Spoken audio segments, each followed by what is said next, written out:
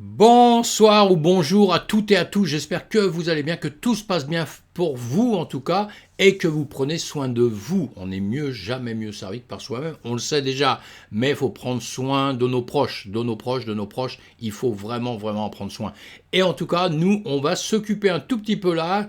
Quand elle ne veut pas s'occuper de nous, on s'occupe d'elle, de la DeFi, des crypto-monnaies, des NFT, du métaverse par la suite, en tant de tout cet écosystème qui nous fait plaisir, hein, sinon vous ne seriez pas là. Eh bien, on va parler un petit peu BTC, on va parler crypto, on va refaire le tour rapidement des actus, s'il y a deux, trois trucs qui moi, me semblent bien, donc c'est pour ça que je vous en parle. Après, vous, quand ça vous plaît pas, vous passez ça, hein, et puis c'est pas un problème du tout. Hein. Allez, on agrandit un petit peu la page, parce que bon, ma tête c'est bien, mais le reste c'est mieux, et après on agrandir encore. Vous allez sur Twitter si vous voulez me retrouver sur Twitter, ce qui est tout à fait possible, vous avez le droit, et moi ça me ferait vraiment plaisir. Et sinon, notre BTC, il a fait quoi? Les crypto-monnaies, on a vu hein, que c'était plutôt dans le vert, c'est plutôt sympa en ce moment. Hein. Voilà, BTC 31 328, un ETH 1855, et on a le reste, on a beaucoup de vert, mais prudence quand même, mes amis, hein. Prudence, d'accord? Prudence. On a sinon le BTC 3,72%, l'Ethereum 1,32%. On sait qu'eux ne font jamais des bons extraordinaires comme certains, hein, mais c'est pas mal de les voir un peu progresser, hein, surtout que bon, on est un petit peu morose, ça fait pas mal de jours et de semaines hein, on est vraiment en train d'attendre, qu'ils veuillent bien remonter un peu. Mais encore une fois, on reste prudent.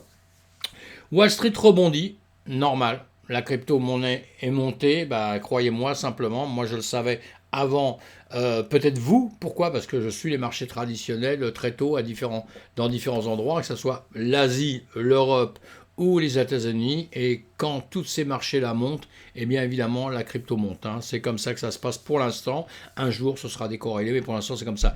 Wall Street rebondit, les valeurs chinoises et les techs en pointe. Voilà ce qu'on avait vu ce matin de bonne heure. Bon, écoutez, c'est que tout va bien. Hein. L'indice Dow Jones ouvre sur une hausse dans une atmosphère incertaine. Ça, je suis entièrement d'accord. Même si ça ouvre, même si c'est un peu plus clair pour nous, on a l'impression que les nuages sont passés un peu. Non, c'est pas terminé tout ça. Il faut attendre patiemment. La blockchain aux Philippines, un programme de formation pour des applications hors finance. C'est bien, bon, il y a la DeFi, on est bien d'accord hein, dans les blockchains, hein, pour ceux qui ne connaissent pas encore très bien. Mais la blockchain, c'est autre chose que la DeFi simplement. Hein. La DeFi, c'est quelque chose qui vient travailler sur des blockchains, hein, la finance décentralisée. Hein. Et les blockchains, c'est un système qui est extraordinaire justement et qui va servir à beaucoup de choses. Et comme le monde va finir par l'utiliser de plus en plus, ça profitera quand même à la DeFi. D'une manière ou d'une autre, quelque part, même éloigné, ça profitera toujours à nous. Donc c'est bien parce que plus un pays s'intéresse à ça en trouvant ça sympa, la DeFi, il pourrait se dire ouais c'est peut-être sympa aussi. Vous voyez, il y a plein de choses comme ça, c'est très psychologique. Hein. Tout est très psychologique hein, dans la vie. On le sait tout ça maintenant avec le temps. En tout cas en vieillissant, on comprend ça énormément. C'est pour ça que on peut toujours s'inquiéter des hausses et des baisses parce que quand ça hausse, quand ça monte, eh ben c'est bien parce que tout le monde est content, donc tout le monde y va. Puis d'un seul coup, boum, il y a un petit peu une mauvaise nouvelle, boum, tout le monde repart en arrière. Un petit peu des moutons quand même, hein. On est un petit peu des moutons. Et les marchés, c'est pour ça que je vous ai mis ce tweet, les marchés jouent avec nous. Et justement, parce qu'ils ont bien compris, les marchés ont bien compris qu'on était un petit peu des moutons et qu'on suivait un petit peu les tendances. Et parfois, les tendances jouent contre nous. C'est ça qu'on apprend ensemble. C'est ça que je veux vous faire comprendre dans notre écosystème. Ce genre de choses que moi, je ne connais depuis très longtemps. Donc, avec le temps, on voit les choses autrement. On arrive un peu à gérer ça. Et parce que, malheureusement, l'expérience... Quand je dis malheureusement, l'expérience, c'est toujours très bien. On est vachement content de ça, hein. Mais à la limite, parfois je me dis, je préfère avoir moins d'expérience et avoir 18 ans. Et évidemment, c'est comme ça, c'est la vie, hein. Mais moi je suis très content de mon âge, donc j'ai pas de problème. Une série Netflix annonce une chasse au trésor NFT pour ses téléspectateurs. Voilà, c'est Coin Tribune qui nous dit ça. Allez voir les articles, hein, vous les lisez, si ça vous plaît, hein, tout le monde connaît Netflix, tout ça, évidemment que aussi, hein, les NFT, etc., c'est le truc indispensable, le monde entier a des NFT maintenant. NFT, DC Comics détermine à avoir un coup d'avance sur Marvel, on connaît tout ça aussi, hein. L'une des plus célèbres maisons d'édition de comics démontre une fois de plus son intérêt envers les NFT, encore une maison. C'est pour vous dire que les NFT, c'est pas prêt de s'arrêter. C'est parti, intéressez-vous aux NFT, si vous ne connaissez pas, intéressez-vous, regardez Google, vous tapez déjà NFT, ça va déjà vous donner une idée, et après faites plein de recherches, rentrez dans les NFT un jour, ça peut être vraiment rentable, mais attention, avec prudence, on apprend avec toute chose parce que vous risquez de perdre beaucoup d'argent aussi, il faut le savoir, c'est comme ça, je ne fais pas de conseils en investissement, c'est juste, comme on dit, des conseils d'amis, voilà, hein, on va dire ça comme ça. Notre marché est bien vert, hein, super, ah bon, on continue, allez. On l'a vu, en 24 heures, je vous fais ça tous les matins pour voir un peu ce qui est. Hein, l'hélium, toujours, hein, qui continue là à se porter bien dans l'immédiat, parce qu'il aurait pu rebaisser beaucoup. On est très volatile, on peut perdre 10% en 2 secondes, nous. Hein. C'est comme ça, on est généreux, hein, on est généreux de 10% en plus. Mais aussi, parfois, on est radin parce qu'on les reprend. On vous donne 10% et on reprend 15% derrière. Ça peut arriver, mes amis. Hein. C'est pour ça qu'on apprend à gérer tout ça. Et vous allez voir, si vous écoutez beaucoup de formations, les miennes ou d'autres, c'est pas un problème. Et vous allez voir que plus vous allez vous former, plus vous allez comprendre ça et vous allez en profiter. Parce qu'au début, on en prend plein la gueule, croyez-moi. Hein. Vous croyez que vous allez faire quelque chose de bien et vous perdez un peu. C'est normal, c'est comme ça. C'est pour ça qu'au début, quand vous allez dans ces systèmes-là, vous y allez avec des clopinettes. Même si vous avez beaucoup de fric, c'est pas grave. Vous rentrez des clopinettes, vous apprenez un peu. Après, vous allez. Hein. Après, vous allez. Hein. C'est pas un jeu, hein. C'est vraiment une formation qu'on doit avoir. Allez, j'agrandis l'image encore, on va dire. J'agrandis l'image pour enlever ma tête. On la verra en tout petit. Et en tout cas, je me fais un petit coup de pub. Hein. C'est normal, hein, c'est normal. Abonnez-vous à ma chaîne, mes amis. Ce que je désire, vous savez, moi, c'est clair. Je suis clair et net. Vous verrez comme garçon. J'essaye, en tout cas. Je veux réussir à grossir une communauté tout au moins au-dessus de 1000 personnes. Pour une bonne raison, c'est qu'au-dessus de 1000 personnes, si je ne dis pas de bêtises, parce que je ne suis pas un spécialiste de YouTube du tout, on peut faire des lives. Et moi, ce qui m'intéresse, c'est faire des lives. Je veux faire des lives avec vous, je veux répondre à vos questions en direct. Alors, parlez de ma chaîne à d'autres personnes, faites rentrer des gens comme ça va avancer plus vite et on pourra faire des lives ensemble. Voilà, c'est tout ce que j'ai à vous dire. Il y a des pouces, sinon vous pouvez cliquer sur le pouce pour le mettre en l'air, mais ça, bon, si vous voulez. Si vous voulez pas, c'est pas grave, on ne mourrait pas, vous êtes les bienvenus d'une manière ou d'une autre, même si vous ne vous abonnez pas, si vous en parlez à personne, vous êtes les bienvenus, mes amis, il n'y a aucun problème. Donc, on va avancer, nous, quand même. Hein. Allez, on avance, on va aller voir. Qu'est-ce qu'on va aller voir? Le BTC, le S&P 500. Je vous ai dit, je vous dis depuis tout le temps, allez, on est en 4 heures à droite, 4 heures à gauche.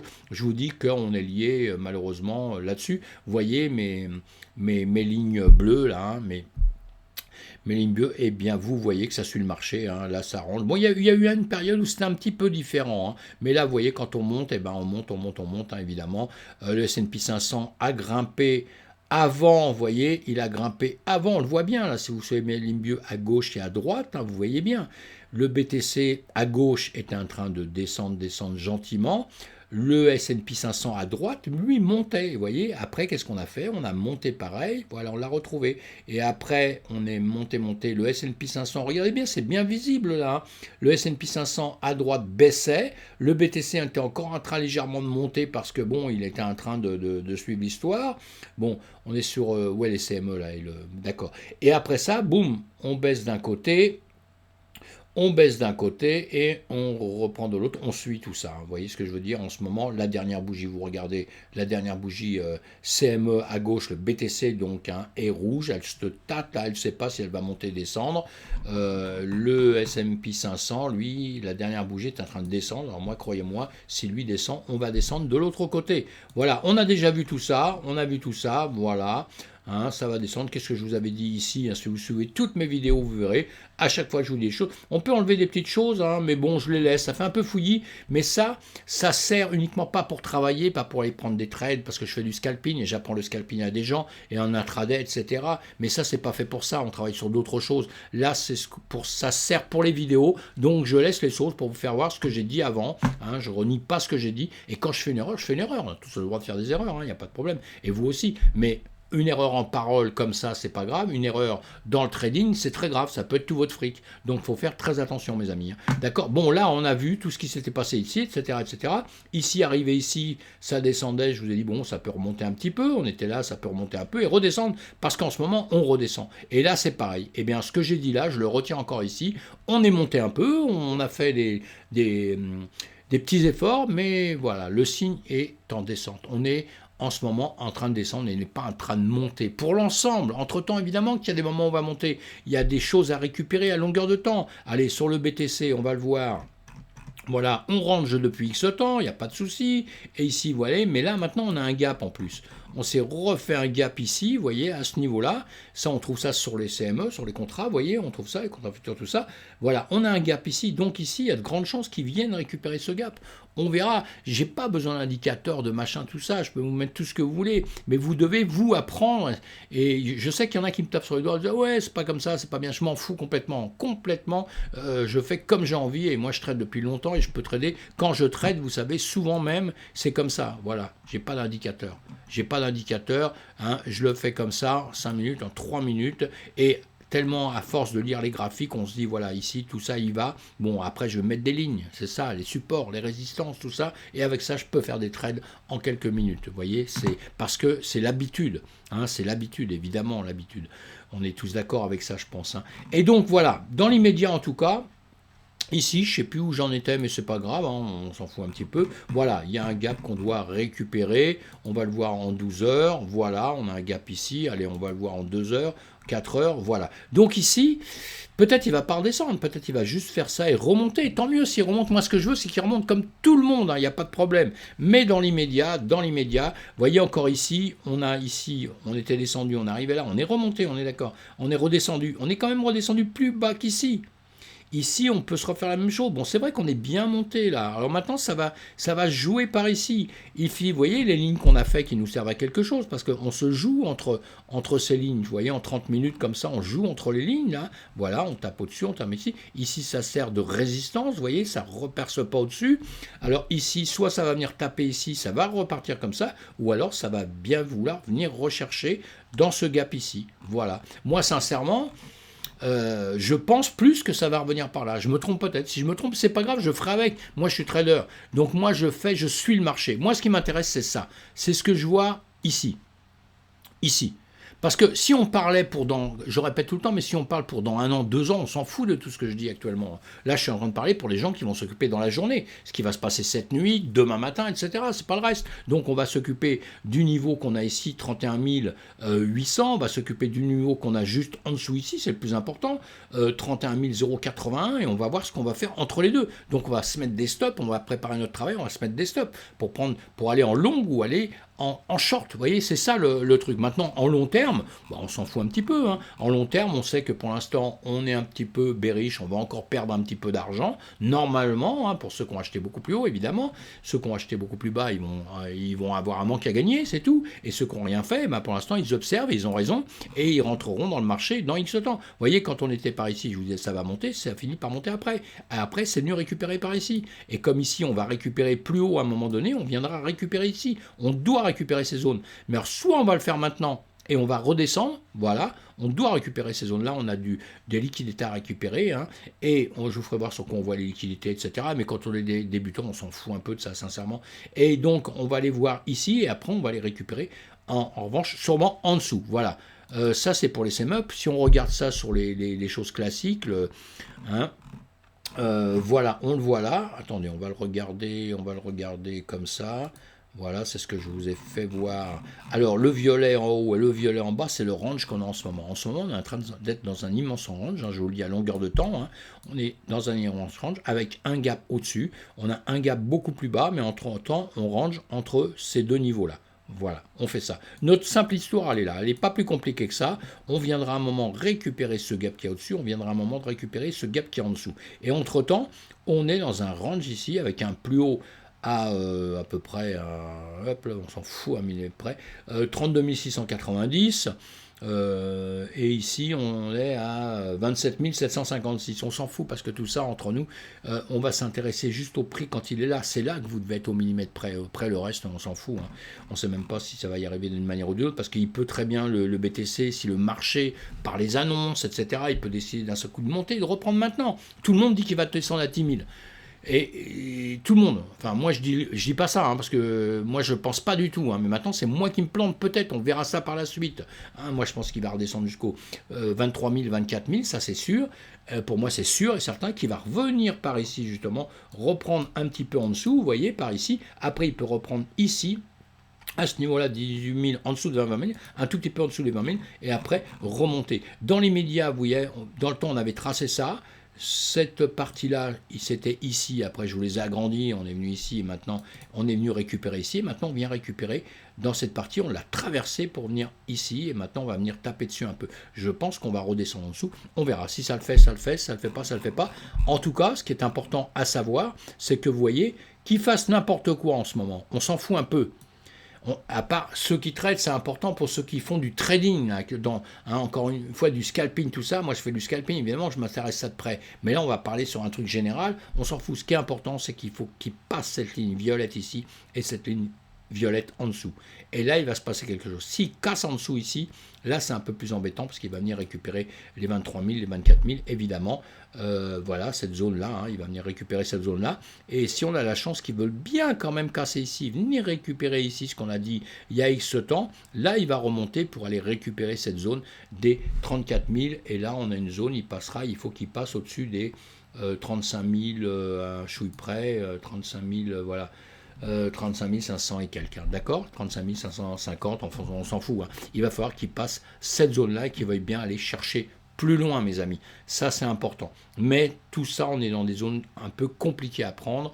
Et s'il pouvait les percer d'un coup, là, on serait vachement content. Hein. Mais ça m'étonnerait qui viennent les percer d'un coup. Vous voyez, on a beaucoup de volume ici. Hein. Si on regarde ça, ça vous donne les volumes. Mais je vous fais voir ça parce que c'est intéressant que vous appreniez les indicateurs. Vous devez les connaître ou les apprendre, tout ça. C'est important. Mais ça, vous le voyez vous-même. Vous voyez ce que moi, c'est ça que j'essaie de vous apprendre. Je vous mets le moins d'indicateurs possible dans tout ce que je fais, tout ce que je dis, parce que je veux que je vous appreniez comme ça. Une fois que vous saurez bien les faire comme ça. C'est facile de mettre des indicateurs. Vous voyez, quand on met ça pour les volumes, vous les mettez là, vous avez juste à comprendre comment ils fonctionnent, mais en réalité, vous l'avez vu. Vous l'avez compris déjà, vous n'avez pas besoin qu'on vous dise ce qui s'est passé dans le passé, puisque vous l'avez déjà compris, mes amis. C'est ça qui est intéressant. Après, en revanche, ce qui va nous servir, c'est des endroits où il y en a un petit peu moins, tout ça, parce qu'il peut percer rapidement. On voit qu'il y a des endroits comme ça, il perce rapidement pour arriver là, au-dessus, où il refait des volumes. Pourquoi il est un petit peu plus complet, vous voyez. Bon, il y a plein de choses après que vous allez apprendre tout doucement, mais qui n'est pas simple. Et voilà.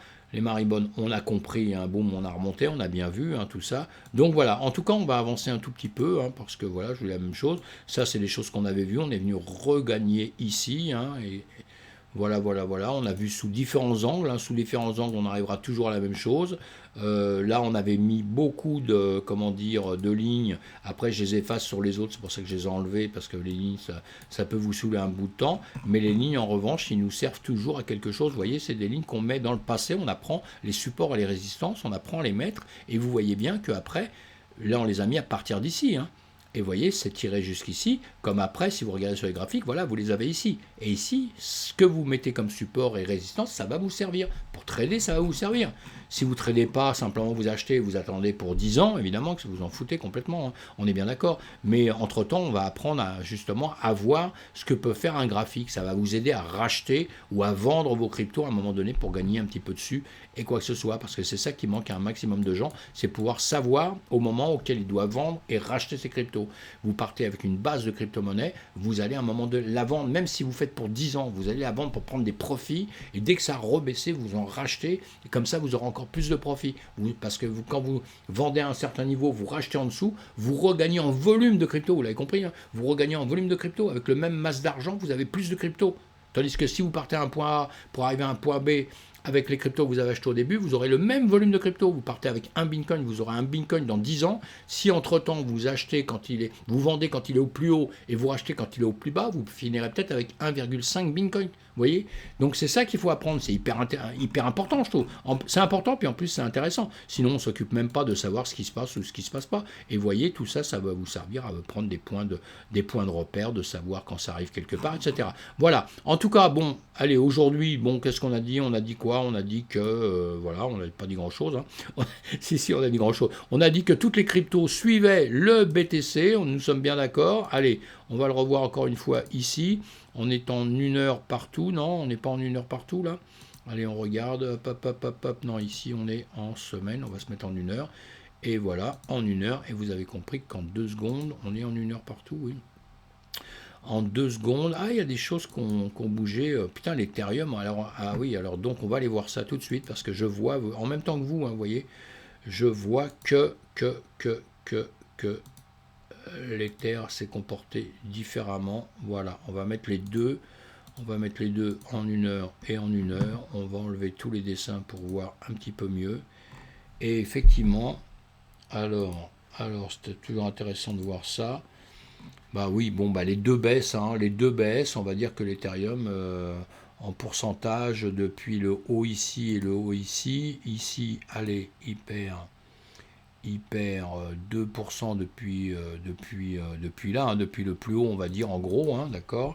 Et l'autre, depuis le plus haut qu'il vient de faire, il perd 3,69. Ouais, il perd un peu plus. Il descend d'un petit peu plus, le TH. Le TH et le BTC, en ce moment, ils ont un comportement qui est un petit peu différent. Hein, qui est un peu différent.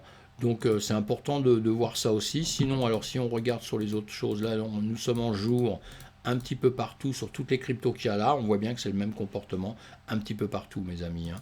D'accord. Là, nous sommes en heure un petit peu partout aussi.